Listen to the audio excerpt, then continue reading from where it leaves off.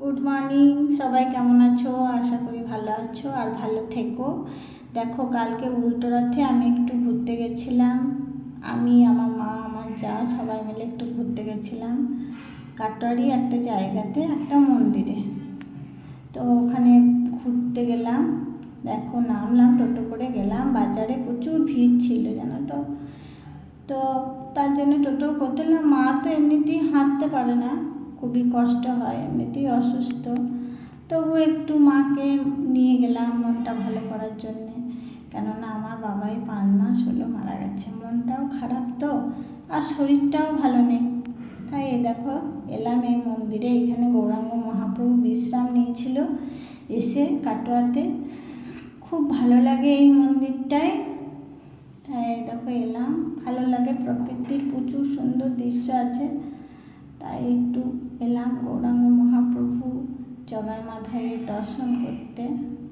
খুবই ভালো লাগে এখানে এলে পরে। সবসময় হরিনাম সংকীর্তন সবসময় হয়, খুব ভালো লাগে। ঠাকুরের জায়গা, দেখো এটা পঞ্চতত্ত্বের আসন, খুব ভালো লাগে এখানে। কিন্তু মন্দিরের ভেতরে আমাদের ছবি তোলা অ্যালাউ নেই, তাই একটু বাইরেটা দেখালাম। ঠাকুরগুলো এখন সব এক জায়গাতে আছে, মন্দিরের নতুন করে মন্দির তৈরি হচ্ছে। একটু বাইরেটা একটু ভিডিও বানালাম। এসছি যখন ঠাকুরের স্থানে, তোমাদের সঙ্গেও একটু শেয়ার করলাম।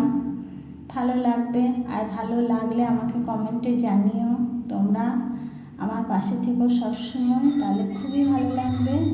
এই দেখো ঝাড়বাতির ইয়েটা, ফুলটা কত সুন্দর, কত পুরনো, কত বছর আগেকার বলো।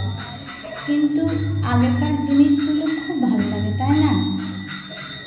এই দেখো, সবই অনেক পুরনো, কিন্তু তবু খুবই ভালো। দেখো আমরা সব বসে আছি একসঙ্গে। তারপরে একটু ভেতর দিকে গেলাম, একটা মানে ভিতরে একটা বাগানের মতন আছে, সেই বাগানে আমরা গেলাম। ওখানেও একটা মন্দির আছে, ওই মন্দিরটা মানে ওখানে আছে ভেতরে। দেখো কত সবুজ গাছ, কি ভালো লাগছে। দেখো মন্দিরটা, কিন্তু ওটা তালা দেওয়া ছিল, ওই জন্য তোমাদের সঙ্গে আর দেখাতেই পারলাম না। তাই একটু বাইরেটা খুব ভালো লাগে। দেখো কি সুন্দর লাগছে, দেখো সব সবুজ সবুজ, সবুজে একদম ঘেরা।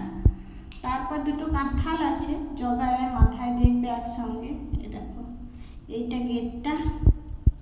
খুব ভালো থাকবে, সুস্থ থাকবে, সাবধানে থাকবে। আবার একটি ছোট্ট ভিডিও নিয়ে আসবো তোমার।